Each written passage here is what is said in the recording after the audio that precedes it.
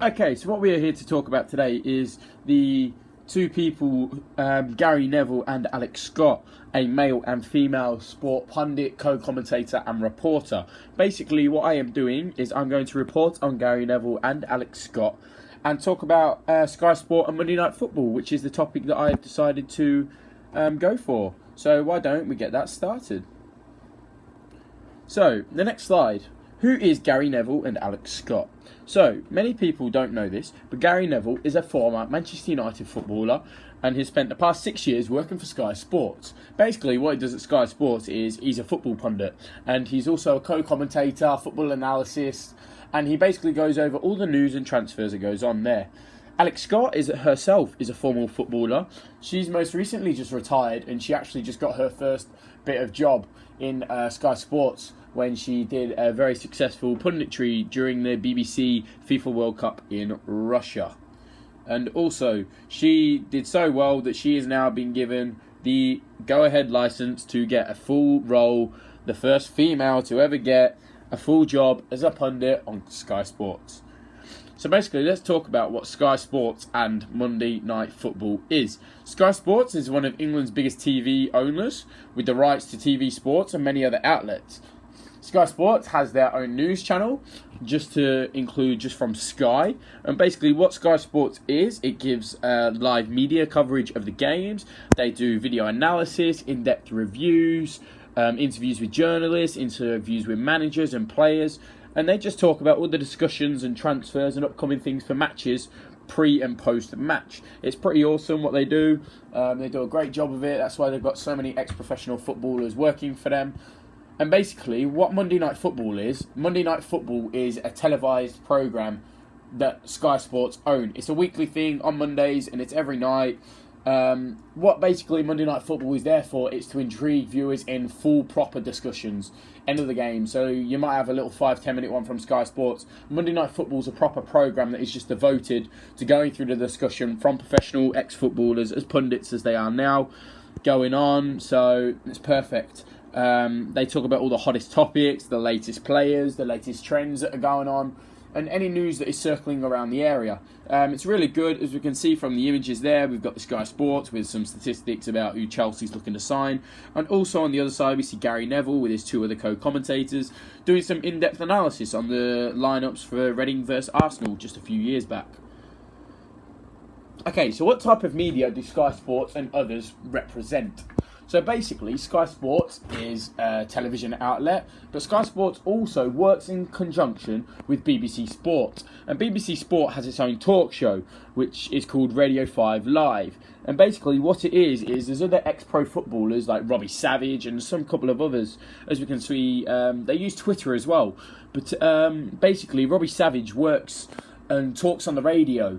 So it's a radio station which Robbie Savage uses it to have conversations with fans about some of these topics. So instead of doing in-depth analysis, he sits there, puts it out on the radio, and he has callers call in and sit down and have discussions as well. So it's a really good another platform to use. Obviously, it's a different one, but it works on a very good basis. Okay, so how does the power work at Sky Sports? Basically, all of the footballers are ex-pros and these pundits, so they're the ones with all the power.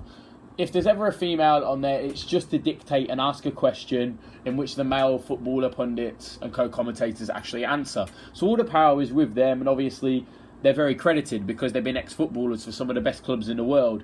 So they're always going to have a lot of screen time. So it's always going to work out like that. So here we can see Gary Neville and Jamie Carragher going over some in-depth discussion about the Premier League. And so if we just look at the airtime for Alex Scott and Gary Neville, basically what it is, again, as I said, Gary Neville, very well credited. He's, won so many trophies with Manchester United. His punditry, he's got high credibility. So his opinion matters a lot to those viewers. So what he says goes a long way. And basically, he's a top man. So everything that he says, it's going to get a lot of airtime. Alex Scott is new to the scene just recently. She did an excellent job at the World Cup in Russia. That's why she's been given a full-time job at Sky Sports.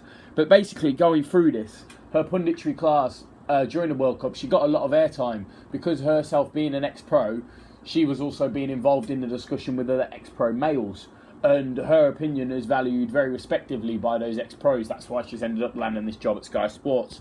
So basically, you know, her opinion is very good, clearly. So if we go on and have a look at some of the similarities from types of media that are actually going on. So we talked about the radio, we spoke about televised programmes, and we've also got online such as social media, which involves Facebook, Twitter, Instagram, just a couple of them that go along. And all the similarities are is, you know, as we all know, they can all be published and out there, so the viewers can always see them. And going on this, the discussions are always there. So if I say something in real life, I can put that on social media. That's the similarities. They can all conjunct and follow each other in suit. But if we go ahead and look at the differences are that while with TV and radio, it's live. It's not as if you can cut out and edit it when it's on live television. So everything they're saying is always going to be there. Someone is always going to remember it. So they're always being watched. So they have to be very careful about what they say. Sometimes they can get caught in cold water because they say something or do something in an inappropriate manner. And this is very hard for them because, you know, being a pundit, you have to say the right things. You can't be biased. You have to just give an honest opinion. And doing all these types of media, it's very hard.